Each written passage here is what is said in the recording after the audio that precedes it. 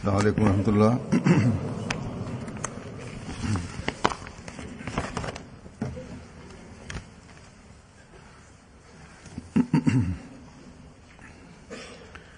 أشهد أن لا إله إلا الله وحده لا شريك له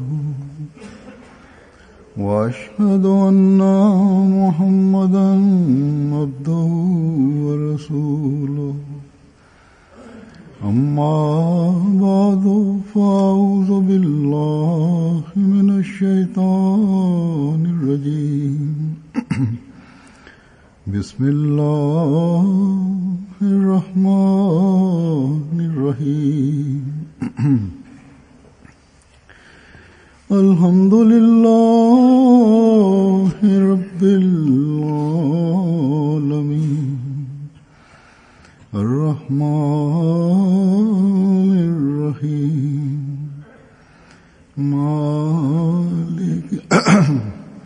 مالك يوم الدين إياك نعبد وإياك نستعين اهدنا الصراط المستقيم صراط الذين أنعمت عليهم غير المغضوب عليهم ولا الضالين. इस वक्त मैं हज़रत मुस्लिम माऊद रज़ियल्लाहु के Bismillahirrahmanirrahim. Husur kaže, danas ja želim da kažem o nekim događajima koje je izneo Hazreti Muslima radijallahu anhu, u kojima je on spomenuo nešto obećano Mesiji alejhi selam. Časni poslanik sallallahu alejhi ve sellem,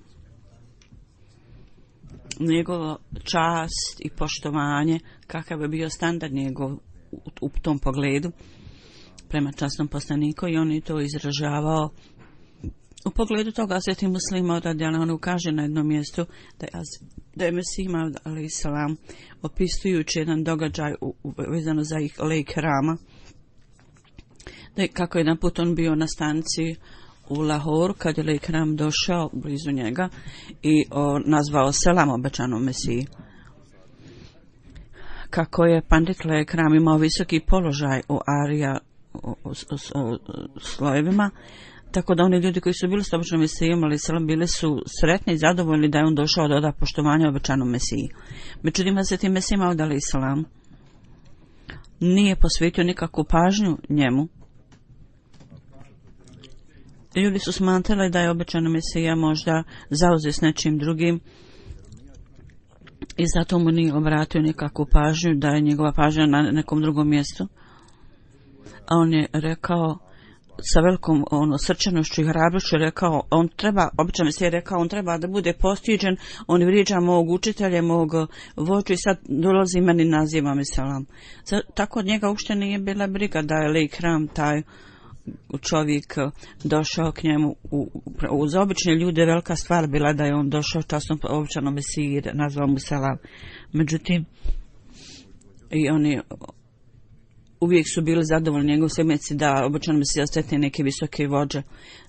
Tako kad takva osoba neka dođe, obećani Mesiji uvijek su pozdravljeni sa velikom čašću. Međutim, kad neko takav dođe kao što je lejk Ram koji vrijeđa časnog poslanika, on ne posvetio ni malo pažnje njemu. U pogledu istog događaja, spomenjući ovaj događaj, na jednom mjestu on je ovako to prenio.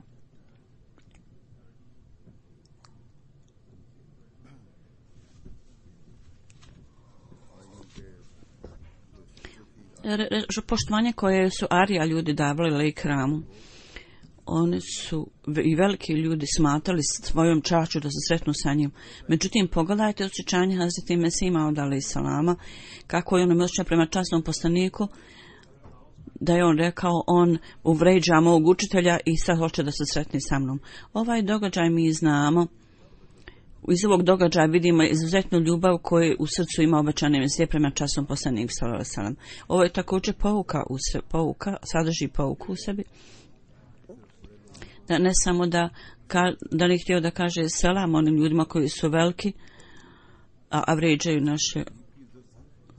naše vođe, međutim potrebno je da pokažete pažnju prema siromašnim ljudima koji su u nuždi i da pokažete prema njima poštovanje.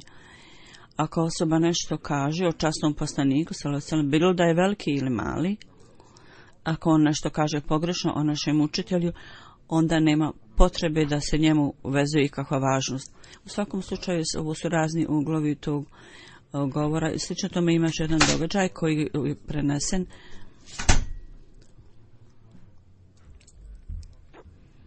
Da je Hazreti Mirza Sahib bio prema svojoj djeci tako dobar da niko nije mogao nikada pomisliti da bi on ikada bio ljut na njih. Oni su bili vrlo mali. Hazreti Muslih Maud kaže, mi smo bili mala djeca i smatrali smo da Hazreti Mesih Maud alejhi selam nikada se ne naljuti prema djeci. Standard njegove ljubavi prema djeci je bio toliko visok da Hazreti Abdul Maulvi Karim Sahib radijallahu anhu prenosi i spominje Hazreti Muslih Maud radijallahu anhu da je Mirza Sahib jedan put rekao, ja sam rekao da osjetio neki bol u rebrima. Obično mi se je rekao ovome čovjek koji ga često masirao. I ne budemo lakše od masaže. Kad su oni istraživali da šta je u pitanju, vidjeli su u džepu njegovom da je jedan komad kamena cigle bio u džepu. Pitali su kako se ovo dogodilo, on je rekao, mamo, njegov sin, kaže, došao je i rekao mi da čuvam ovaj kamen za njega i kad on bude trebao doći da uzme. Tako da je onda Kerim Sahib rekao, molim te, daj meni, ja ću voditi brigu o tome. Obično mi se je rekao, ne, ja ću to držati kod sebe. Toliko je on imao ljubavi prema svojoj djeci. Hazreti Muslih Maud kaže da je pokazivao izuzetnu ljubav i naklonost prema svojoj djeci.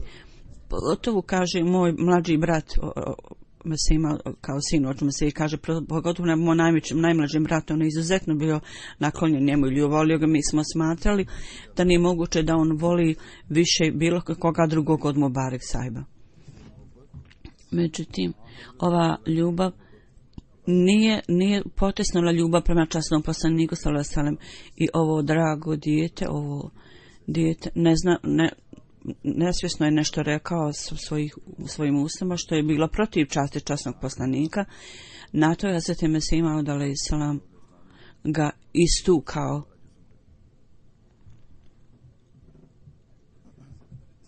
Ovdje je još jedan događaj kako u Lahoru jednom bio skup arija ljudi u kojem je dato bilo pozivnica isto jednog člana Ahmedija da dođe. I organizatori mitinga su obećali da će u pogledu časnog poslanika neće niko koristiti nikakav loš jezik. Međutim, kad se skup održao, neki članovi Ahmedija džemata su otišli, međutim drugi ljudi koji su protivnici Ahmedijata i koji nisu muslimani, oni su koristili vrlo prljav jezik. Kad je obećani Mesija čuo o tome da su ljudi rekli izreke protiv časnog poslanika, on je rekao, Maulvi Sahib, tom članu Ahmedija džemata, rekao mu, kako si ti mogao, ko ti je dozvolio da sjediš tamo? Kad su čuo te uvrede, Sveti Mesih Maud je bio toliko uzbuđen da su mislili da će biti jako ljud sa Maulin Nuridinom. Nuridin Sahib je rekao, to je bilo greškom. O čemu se je rekao, kakvom greškom? Ljudi su izgovarali loša imena za časnog poslanika i uvrede, a ti se nastavio da sjediš sa takvom osobom koja je to govorila. Osoba koja je bila u društvu Maulvin Nuridin Sahiba, i on ga je snažno upozorio i rekao, zašto ste išli i zašto ste tamo sjedili. Sada u ovo vrijeme ljudi koji optužuje za proročnog Mesiju alejhi selam da sebe smatra većim od časnog poslanika sallallahu alejhi ve sellem, mogu li ovi ljudi se nadmetati sa ovim izrazom ljubavi koji je obećani Mesija pokazao prema časnom poslaniku sallallahu alejhi ve sellem? Ja bih volio da ovi ljudi koji njega optužuju pogledaju na ljubav koju je on imao prema časnom poslaniku, ljubav obećanog Mesija prema časnom poslaniku. I onda bila je debata sa Abdullah Atamom i spominjući o tom i napisano je da Mukaddes u kojem je održana ova debata, spomenuta ova debata, spomenuti je o Sveti rat. Ovo je bilo u vrijeme kad je on tvrdio, obično se tvrdio je obećan Mesija i molvi su ga proglasili nevjernikom i dali su ko fetvu nešto da on vrijedio da bude ubijen. To je oko 1892. Izvijem se, nisam tačno rekla godinu.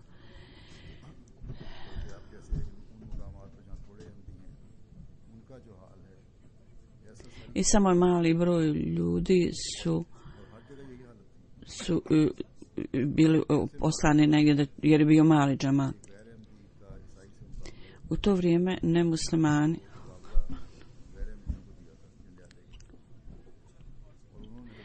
i bio je dat izazov lokalnim muslimanima, obećani Mesija alejhi selam, rečeno je da i on dođe i ne Ahmedi se nadmetao sa obećanim Mesijom i kršćanin je jedan bio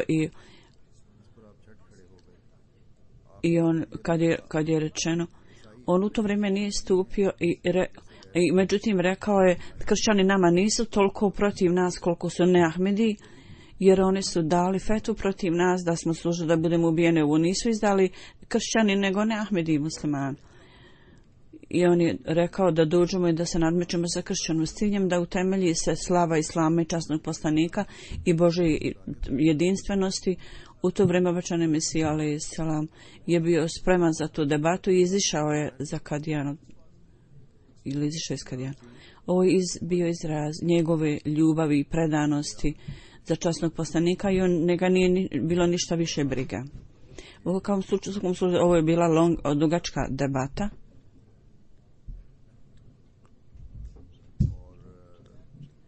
I u njoj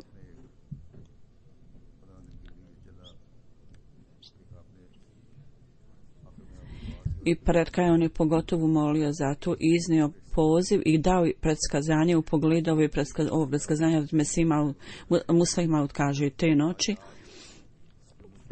Meni je bilo otkriveno kad sam molio s velikom predanošću Allaha i moja duša se topila pred Allahom. Rekao sam, mi smo vrlo ponizne sluge, mi ne možemo ništa uraditi osim ono što ti odlučiš za nas, o Allahu. I onda sam vidio znak radosne vijesti da u ovoj diskusiji svaki od dvojice koji god prihvati namjerno na istinu, njemu će, onda će ta osoba jednako s danima koliko je debata treba, to je 15 dana, znači u okviru 15 dana biti stavljen u džehennem i bit će kažen ukoliko se povrati istini i da bude osoba koja vjeruje u istinskog Boga. Tako da je ovo bilo proglašena ova debata i ovo je pokazivao na običnog Mesija alejhi selama. On je vjerovao u Allaha. Kršćani su uzeli Isa alejhi selama za Boga. U svakom slučaju ovo je bila dugačka diskusija, kao što sam rekao, i kraj te diskusije bilo za svjedoci ljudi i o tome je obećan Mesija spomenuo nekoliko događaja, odnosno Mesijima muslima od ih je prenio. Na jednom mjestu u pogledu ove debate on kaže: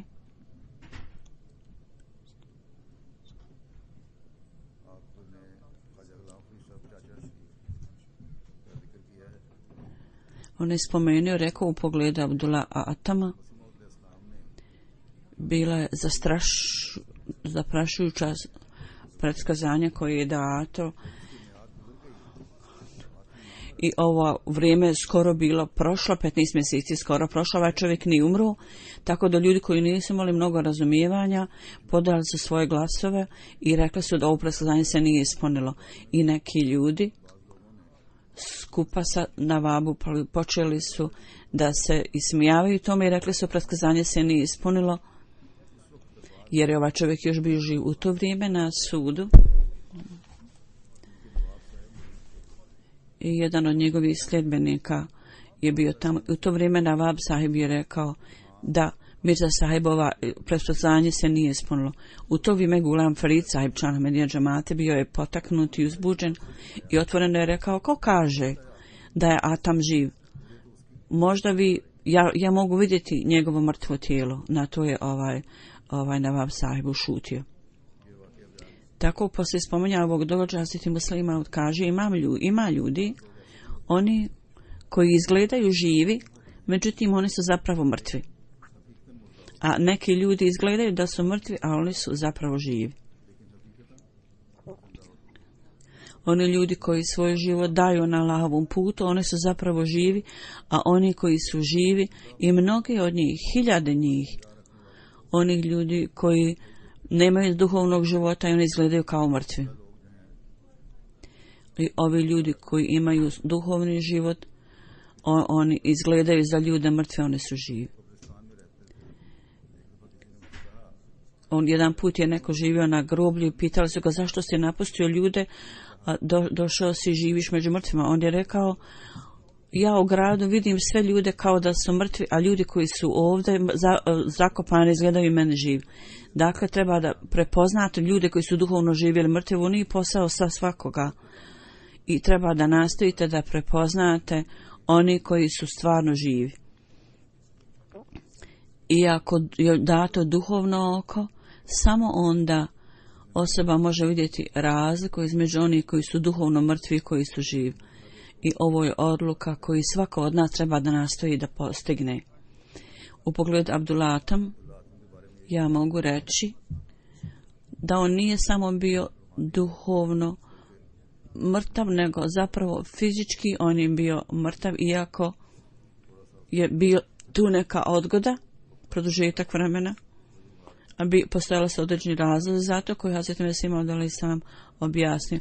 U pogledu predskazanja o Atomu, Hazreti Muslim Maud radijallahu anhu je spomenuo ovaj događaj, da posao mumina je da ovisi o Allahu dželešanhu.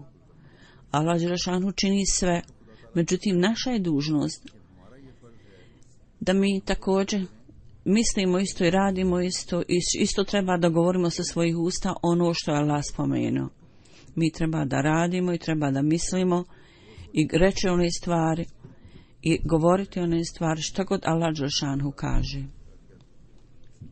Hazreti Mesih Maud alejhi selam, kad je on dao predskazanje u pogledu hatama i kad je prošao ovaj rok, Hazreti Mesih Maud kaže, jer meni je bilo 6 ili 7 godina i ja se sjećam dobro dok to događaje, vrlo jasno. Da mi u Kadijanu oni su i nešto govori o smještaju, kako bi razmještaj soba, bila je soba i parkiralište za auta i bila je soba na zadnje strane. Prvi halifa Hazret Nuruddin je tamo davao ders ili je kao doktor tamo radio i kasnije ovaj drugi jedan gospodin tamo imao svoju kliniku. Još je tamo bila jedna mala ruma soba u kojoj su čuvane knjige. U to vrijeme oni su tamo imali malu štamparicu Hazreti Mesih Maud alejhi selam i klinika Hazret Kalifatul Mesiha prvog. I ljudi su tamo povezivali knjige i radili druge poslove. Tako on kaže, u svakom slučaju bili su neki studenti Hazret Kalifatul Mesiha prvog, oni su tamo živjeli. Nekoliko ljudi, samo mali broj ljudi bilo u to vrijeme općenito. Ljudi koji su tamo dolazili su kao studenti Hazreti Kalifatul Mesiha prvog. To je bila kao medresa i škola i Hazreti Kalifatul Mesih prvi ih je poučavao. I nije bilo nikakve u to vrijeme druge medrese osim toga. I ovi ljudi su bili sluge i služili su džemat I ja se sjećam, kaže Muslima, ja sam bio vrlo mal kad je vrijeme prošlo.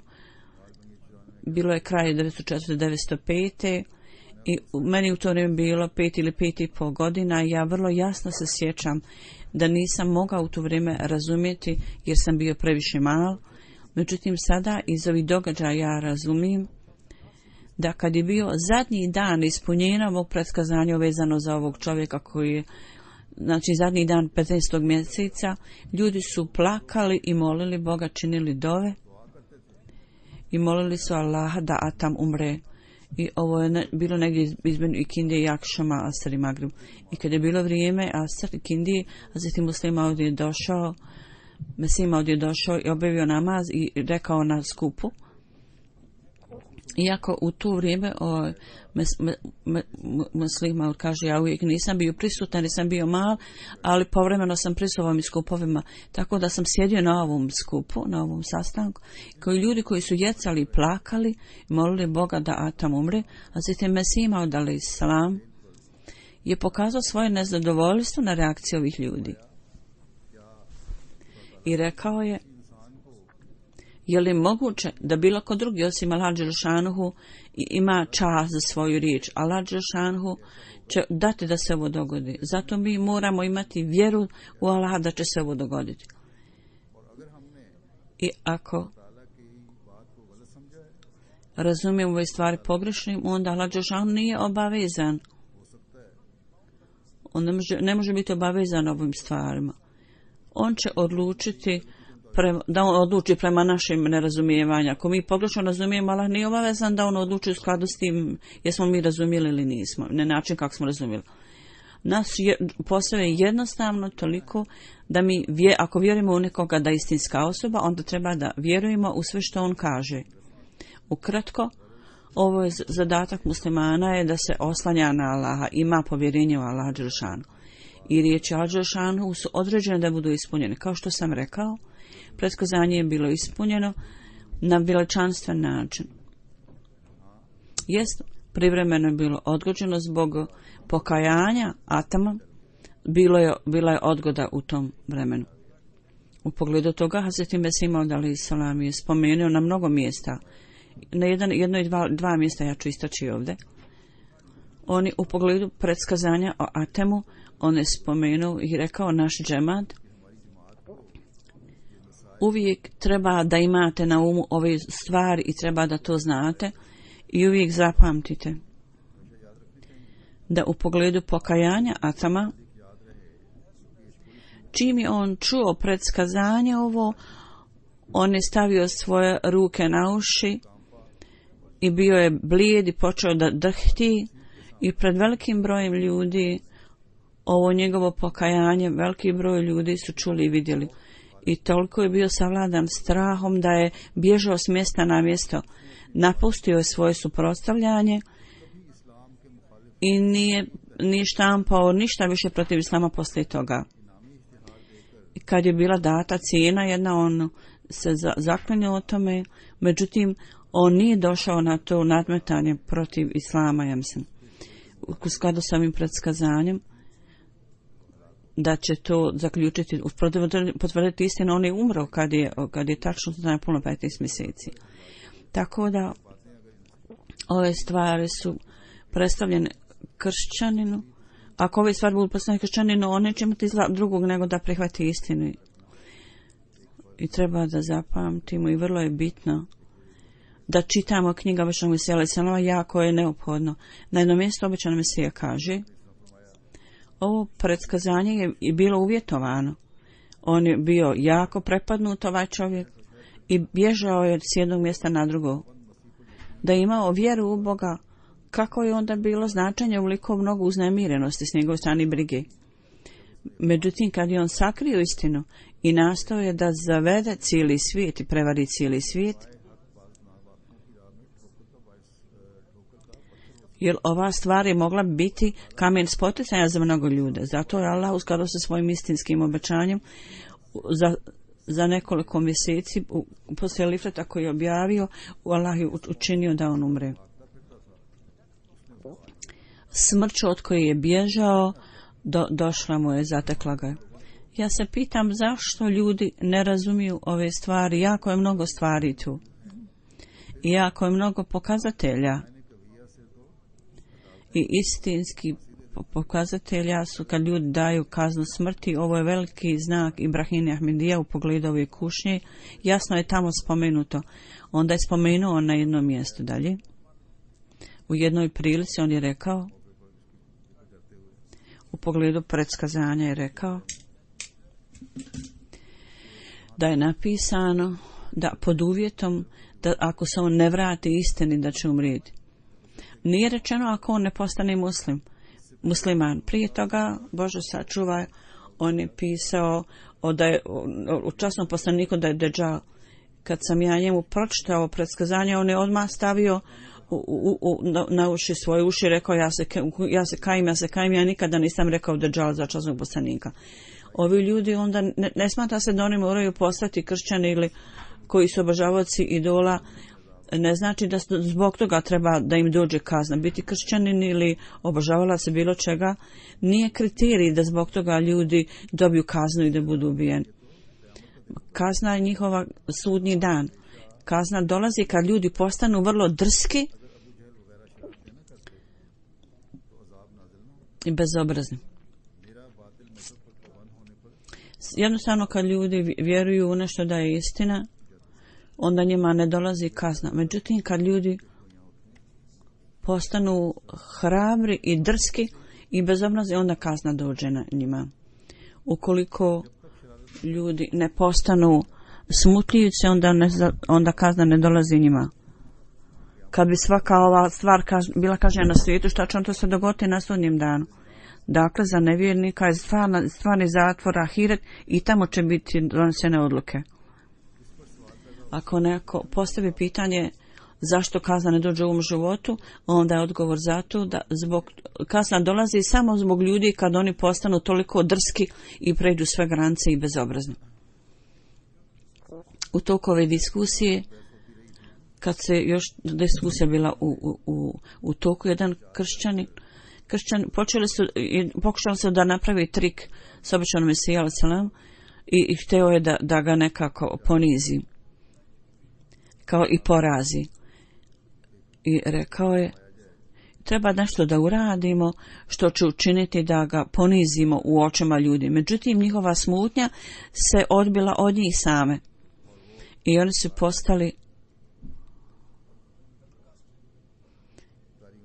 oni su bili postiđeni i osramoćeni poslije toga. Ljudi su koji tamo bili svjedoci, rekli su ova vrsta nelagodnosti i uznemiranosti bilo je vrijedno da se to vidi.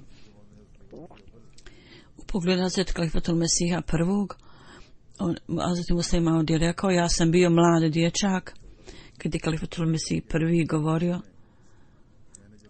da stvar koju ja vidim u slučaju u pogledu atama, mi smo prvo bili jako zabrinuti i onda kasnije smo bili izuzetno zadovoljni. I kad su kršćani vidjeli da nijedan njihovo nastojanje nije bilo uspješno, onda su s ciljem da ga ponetovačnog Mesija alejselam odlučio da igraju neki trik i onda su pokupili ljude koji su bili slijepi i gluhi i razne bolesti imali, okupili, invalidi bili. I kad je Mesija alejselam došao, on je predstavio mu sve ove ljude i puno je diskusije se odvijalo. On je rekao ovako obećano Mesiji, ti tvrdiš da si Mesija i Mesija iz Nazareta je liječio slijepe ili liječio gluhe i gubave i ovi ljudi koji su bili invalidi, on je njih sve liječio. Tako da s ciljem da, rekao obećano Mesiji dalje, s ciljem da ti spasimo teškoće, mi smo ti okupili ove ljude. Ako si zaista Mesaja, onda izliječi ove ljude i pokaže nam znak. Hazreti Kalifa, to Mesih prvi je govorio, naša srca su skoro potonula kad smo čuli ovo.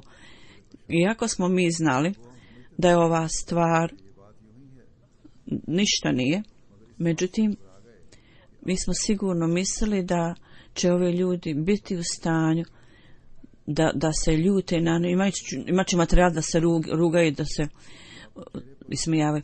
Međutim, kad smo pogledali, kaže, na lice obećanog Mesija na njegovom licu nije bilo nikakvog znaka uznamirnosti ili brige.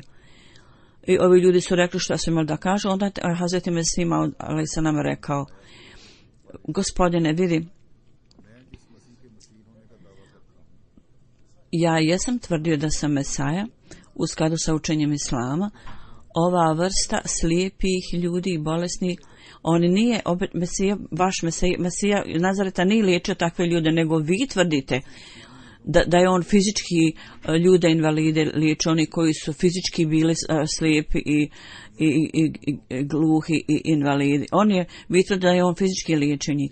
Također u vašoj knjizi je napisano u Bibliji da ako imate makar mrvu vjere Isa alejhi selama, onda učinite da se planine pomaknu kao koje je on učinio i onda čuda kao je on pokazivao, znači iz Nazareta Isa alejhi selam, onda ćete vi biti u stanju da to napravite ako imate mrvu njegove vjere. Dakle, vi ste ljudi od kojih se to treba tražiti, ja samo mogu pokazati čuda koja je moj učitelj Muhammed alejhi selam pokazao. Ako ovi ljudi pokazuju, tražite da pokažem takva čuda, ja sam onda spreman na to. Međutim, ako vi gledate na čuda takve prirode, onda vaša knjiga sama kaže, svaki kršćanin ako ima barem mrvu vjere, Isa alejhi selam bit će u stanju da pokaže sva ova čuda koju vi pripisujete Isa alejhi selam, Mesaj. Tako, ja sam zahvalan da ste skupio ove sve ljude koji su ovdje prisutni, i slijepi, i gluhi, i invalidi. Tako da ako imaš makar mrvu vjere u svom srcu, onda ti izliječi ove ljude i pokaži čudo. Na ovaj dogovor kršćani su bili tako iznenađeni da je njihov veliki svećenik počeo da gura ljude, da odguruje ljude i da ih odašilje. Allah je dao čast svom izabraniku i Allah im daje odgovore. I potpuno su neprijatelji bili poraženi i poniženi. Jedna osoba koja je bila vrlo predana Hazreti Mesiji Maud i kasnije je međutim napustio džemat. U pogledu njega Hazreti Muslim Maud radijallahu anhu kaže, u Ludhijan Mire Basri sahib je bila jedna osoba u Ludhijan. On je imao veliku naklonost i ljubav prema obećanom Mesiji alejhi selam u tolikoj mjeri da Hazreti Mesiji Maud alejhi selam imao objave u pogledu njegove snažne vjere. Kad je bila debata sa Muhammed Hussein Batalvijom, on je uzeo poruku za ovo, odnio poruku Muhammed Hussein Batalviju.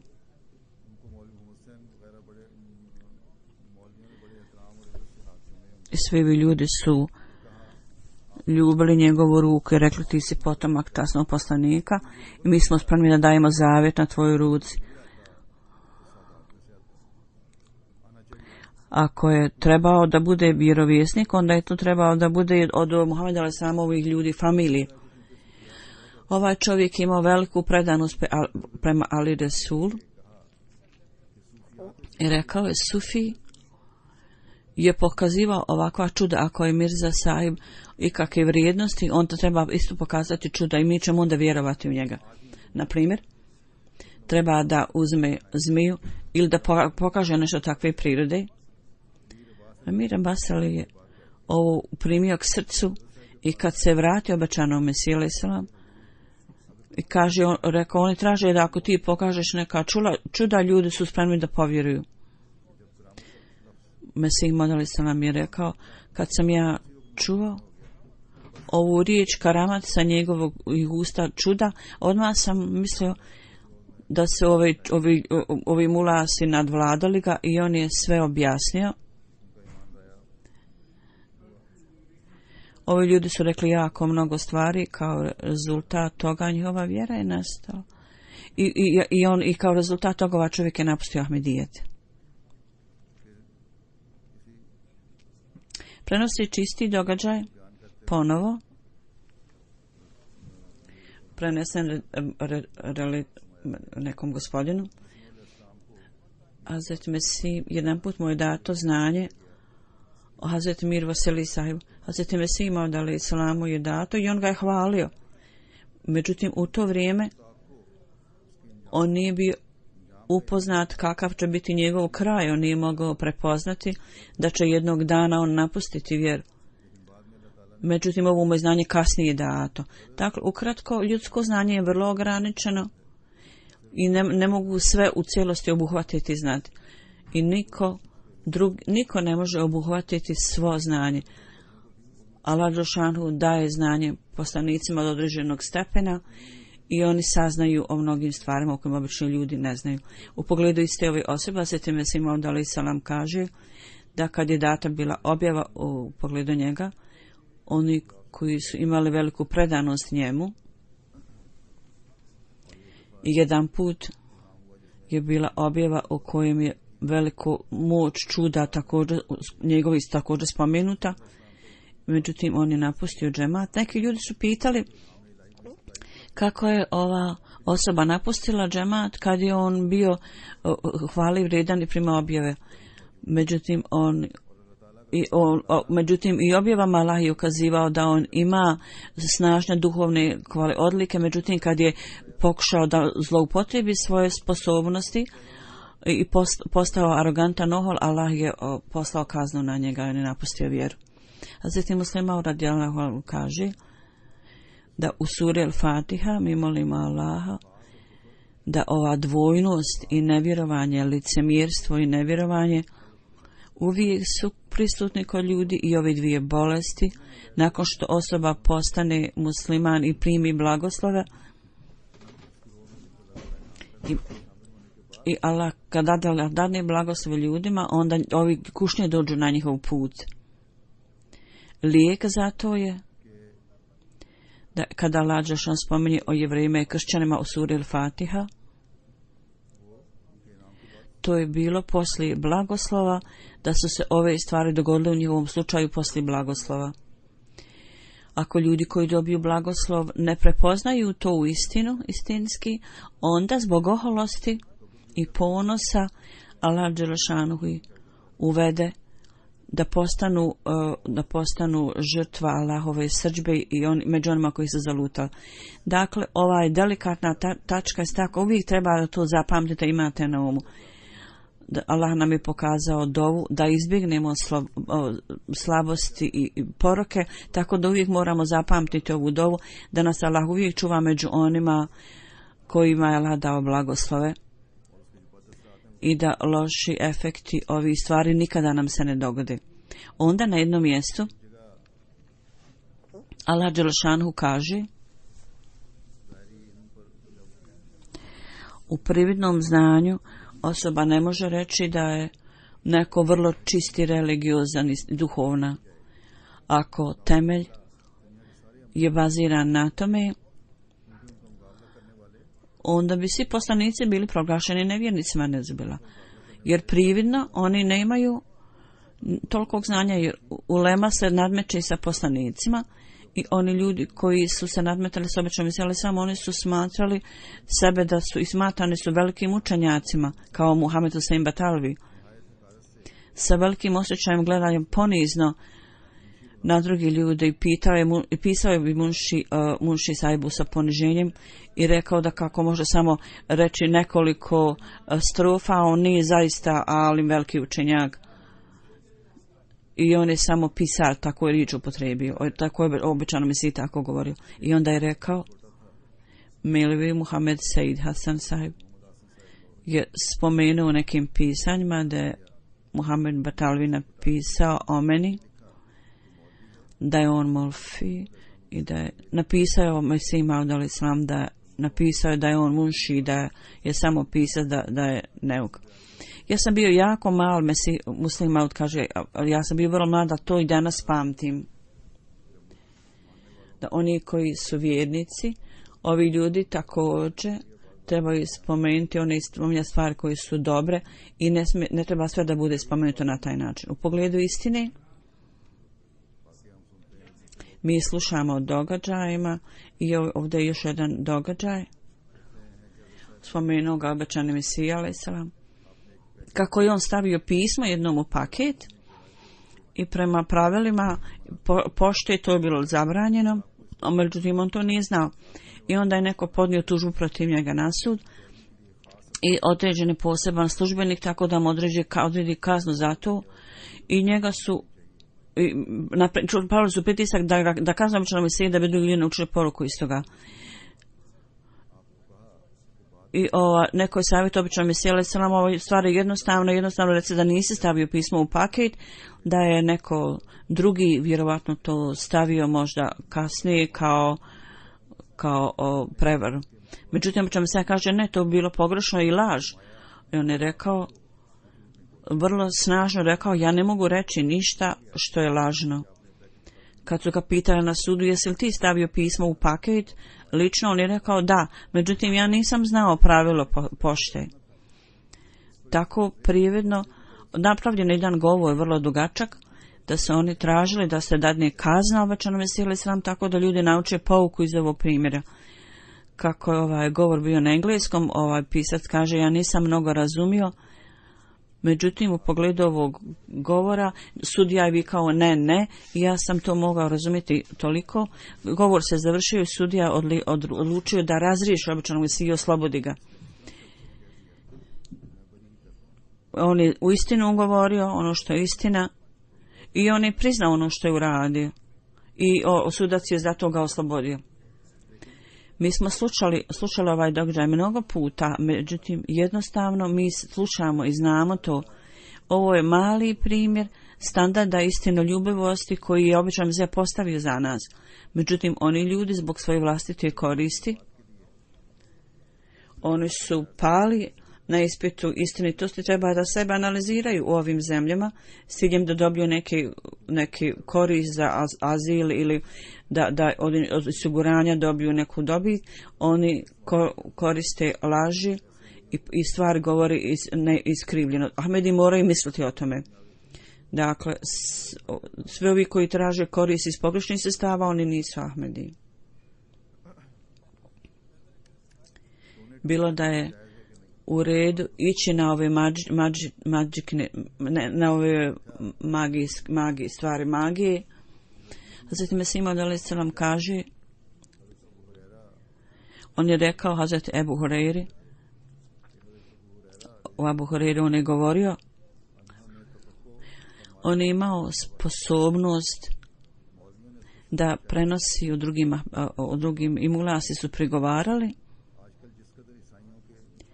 i svi hadisi koji su bili o kršćanima, oni su svi od Ebu Hureyre preneseni. Razlog za tome je bilo da on nije vidio čitav slijed stvari, no onda ponekad bez razumijevanja drugih stvari, pozivajući se na ove događaje, on je to spominjao. Međutim, drugi ashabi su razumjeli slijed situacije, slijed događaja, slijed izjava i onda su odlučivali. Slično tome Hazreti Mesih Maud alejhi selam. Postoje određene stvari koje neki ljudi spomenuli, koji nisu imali sposobnosti da to tačno odluče i razliječe, i tako su ovi navodi neki spomenuti. Ima nekih ljudi koji prigovaraju protiv. Jedan put je objavljeno nešto gdje Hazreti Mesih Maud alejhi selam, kad je ostao samo jedan dan od granice atoma da bude ubijen, i onda je rekao da ljudi uzmu nekoliko grami da uči neke ajete, i on je to iznio iz Kadijana i bacio ih u bunar koji je bio napušten i vratio se na neko žito ili na grah ili na nešto. Sima kaže, kad je ovo meni predstavljeno, ja sam pitao, obično se kaže, sam pitao ko je prenio ovo, jer ovo je potpuno protiv prakse Hazreti Mesih Maud alejhi selam. I ovo navođenje znači da je Hazreti Mesih Maud alejhi selam vjerovao u ove magije, što nije tačno. Kad je napravljena istraga, neko je vidio u snu nešto slično i onda je to spomenuto, i onda je on rekao, sada to ispunite u skladu sa snom kako se vidio. Međutim, da se to ispuni u skladu sa snom i zapravo tako uraditi, to je drugačije. Jer kad nešto bude pokazano usno da bude ispunjeno za tu svrhu, onda postoji loš efekat toga i to ne treba biti tu. I oni koji su vidjeli, imali san, rekli su da je bilo pokazano nešto zastrašujuće. Ako to bude doslovno ispunjeno na taj način, onda znači ne treba biti ispunjeno na taj način, treba obrnuto da bude ispunjeno. I kaže sad je kraj više ovoj stvari. I mi vidimo primjer toga u hadisu časnog poslanika sallallahu alejhi ve sellem. Časni poslanik je vidio kako Suraka, na primjer, ima zlatne narukvice na ruci. Tako je to bilo kao predskazanje i znači da će oni poraziti Irance. Ovo je također spomenuto da među Perzijcima da će biti neke teškoće i kušnje od strane Perzijaca, jer ako vidite zlato u snu, to znači neke teškoće i kušnje. Tako da časni poslanik sallallahu alejhi ve sellem je razumio ovu poruku i Hazreti Omer je razumio ovu poruku i pitao je Suraku, tražio od Surake da stavi na ruke zlatne narukvice, iako su zlato zabranjeno za muškarce. Međutim, on je zapravo mislio, ako ima neki negativan i strašan aspekt toga da to bude otklonjeno, zato je tražio od Surake da stavi na ruku doslovno te zlatne narukvice kad su osvojili Irak. Tako da je bio bol i uznemirenost. Međutim, ovo je otklonjeno. Međutim, kad ove stvari budu izvađene iz konteksta, onda postoji pogrešno razumijevanje. Jedan put je Hazreti Muslima radijallahu anhu spomenuo u hudbi petkom. On je savjetovao članove džemata da izbjegavaju prepirke i svađe. Ovo je bilo 1961. godine i rekao, sada džemat postaje zreo. Ispred ljudi treba da paze na svoju vjeru, na svoju praksu, i praksa i postupci trebaju biti u skladu sa onim stvarima koji se savjetuju u religiji. I poslije spominjanja toga u hudbi, on je spomenuo također o osobi da je ta osoba bila izbačena iz džemata i neko je ustao u toku hudbe i pitao ta osoba koja je bila izbačena, koje je ime te osobe? Druga osoba je rekla, nije dozvoljeno govoriti u toku hudbe. Zatim Muslim se nasmijao i rekao jedan događaj iz vremena Hazreti Mesih Maud alejselam, kako Hazreti Mesih Maud alejselam spomenuo ovaj događaj kad su pretraživali njegovu kuću poslije smrti, kad je neko ubio Lejkrama. Policija iz Gurdaspora je došla i pretražila njegovu kuću običnog Mesija alejselama. I jedan vrhovni vođa htio da izađe na mala vrata iz kuće i udario se glavom o vrh vrata i bio je jako pogođen time. I mi smo tražili od njega, htjeli da popije mlijeka, međutim on je rekao ne. I u to vrijeme ja sam došao na dužnost. I to je bilo protiv mojeg principa. On kaže došao na dužnost i protiv principa i njegovoj službe da nešto piju u službe. Dakle, kad je ovo Mesih Maud spomenuo, neko je ustao i rekao ko je bio. Ista ta osoba je ustala i pitao obećanog Mesija alejselam u toku hudbe, pitao je ili krv tekla tom čovjeku kad se povrijedio. Mesih Maud se nasmijao i rekao, ja ne znam jer nisam skinuo njegovu kapu da vidim je li bilo krvarenja ili ne. Slično tome, ima nekih ljudi, imaju naviku da samo govore bez ikakvog razloga. Svakako govor u toku hudbe je zabranjeno, međutim onda je druga osoba koja je glasno rekla ovoj osobi koja je pričala zabranjeno je govoriti u toku hudbe i onda je on isto govorio.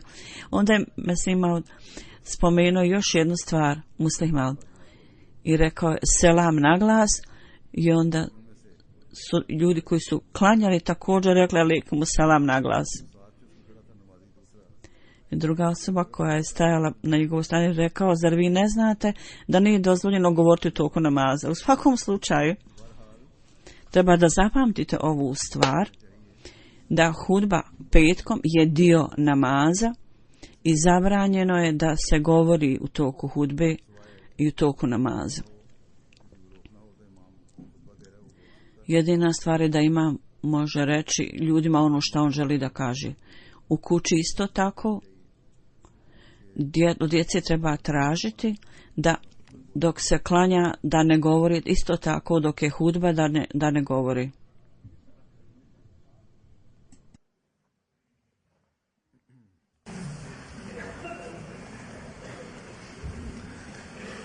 Alhamdulillah, nahmaduhu wa nasta'inuhu wa nastaghfiruhu wa nu'minu bihi wa natawakkalu alayhi wa na'udhu billahi min shururi anfusina wa min sayyiati a'malina. من يهده الله فلا مضل له ومن يضلل فلا هادي له ونشهد أن لا إله إلا الله ونشهد أن محمدا عبده ورسوله. عباد الله رحمكم الله إن الله يأمر بالعدل والإحسان وإيتاء ذي القربى وينهى عن الفحشاء والمنكر والبغي يعظكم لعلكم تذكرون. اذكروا الله يذكركم وادعوه يستجب لكم ولذكر الله أكبر.